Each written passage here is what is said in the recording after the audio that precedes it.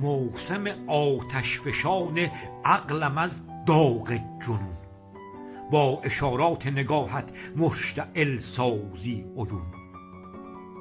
دیدگان را بردرم از دیده های بربری، که از نگاه وحشی خود دیده دارندم به خون. اعتمادی نیست بر مردم به گاه اختفال، اختفارم بس که از نامردمی نایم زبون. در جنونم گوشگیر خلوت دل با خودم، خواستی برگیر دستم یا رها کن در فسون.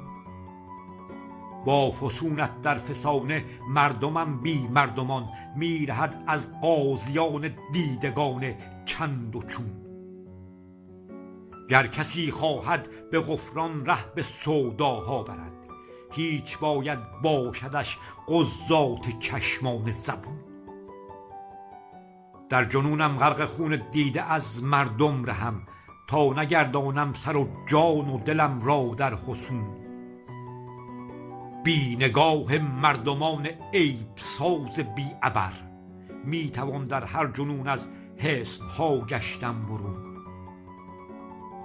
من بیایم تا به نایم نای استخفا زد، گو فزاید مرتبت عشقت بتابد اندرون.